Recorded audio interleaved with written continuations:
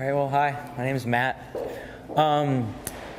This is my MFA show, and just get started talking about how I got involved with doing this project. A while ago, I was invited to be in a show where everybody made a zine that was just done as a black and white Xerox. And I was basically asked to be in the show because that's the kind of work that I've always done. I've always just put my photographs in some sort of small Xerox black and white zine. So I was asked to be in the show, and decided to make all of the work in black and white since it was going to be printed in black and white. Before then, I had been doing a bunch of color.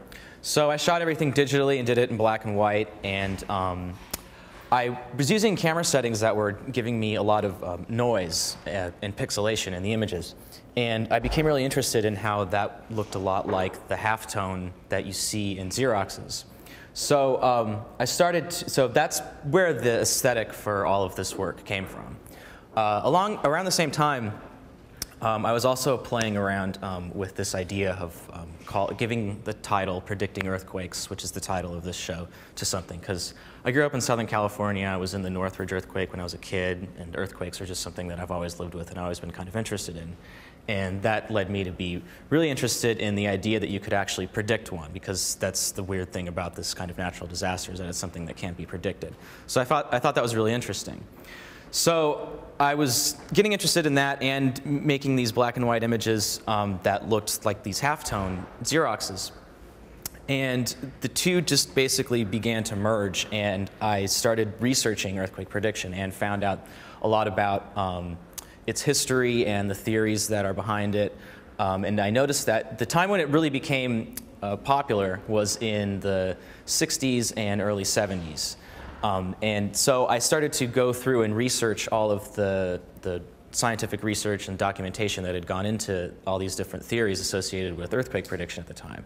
And they were all coming from that time period. And all of the photographs that I were finding were all printed using this halftone process, which is basically, it's a bunch of single colored dots all together, and they all come together to form a single binary image. So it's actually supposed to look like a continuous tone when it's not. It's made up of several little dots. So the whole thing has to be read a certain way in order for the single image to come together. And I found that really interesting because that's basically pretty much a big part of the lineage of photography is making smaller things come together to form one larger image, and there's a certain way that they're read. And so this got me really interested in the idea of visual literacy and how images are read and understood based on being able to decipher what something is just based on being able to look at it and, you know, relate to what you already know about images and printing and the history of images and all that, and then you decide, okay, well, this is what I'm looking at. And I became interested in how that has changed over time, and decided that what I would do was I would follow through with this whole idea about earthquake prediction, and I would actually go through and try to make photographs based on all the different theories that were associated with earthquake prediction. Some of them are unusual weather patterns, the phases of the moon, strange animal behavior, flashes of light, past seismic activity. All of these things have been researched and studied in order to find a way to accurately predict earthquakes. So some of them are really phenomenological, like the animal. Some people think that if there's a correlation between lost dogs, whenever there's a lot of ads in the newspapers about there being a lot of lost dogs, then somebody thinks that there's probably going to be an earthquake. So I began to research all these things and started to make photographs based on that research, what I was finding. And so I borrowed some of the titles from the pictures that I was finding in the books that I was researching. And as I was going through this whole process, trying to figure out how to present the work and what to do with it, I decided to just make my own book, similar to the books that I had been using for research. So I made this book. It's just a booklet, and it's all done on a Xerox machine with the halftone printing process. It's all in black and white. And I really wanted to make something that looked like it came from that time period that was where earthquake prediction was popular for being researched.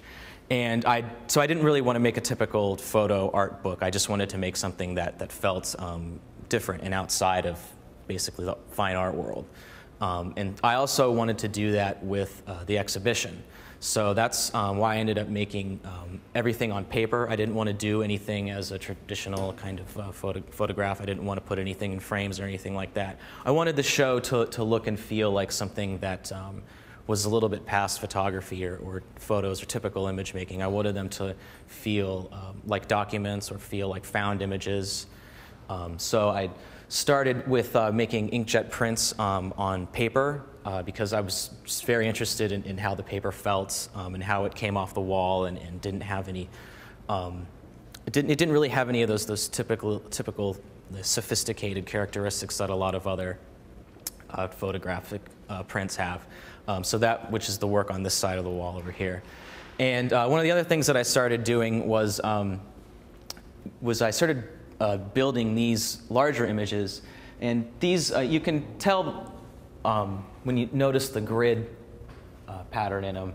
They're all just 8 by 10 LaserJet black and white printouts. So I pieced them together on the back with Scotch tape in order to make the single image. And I really liked how you could make out the gridding pattern inside, because I thought that look was really appropriate for images that were about scientific research and gathering data and processing it. I felt that this grid had that feel to it. So so I made a bunch of these and decided to put them here with the work on the other side of the wall. And then I made about 125 of these zines, and that's pretty much it.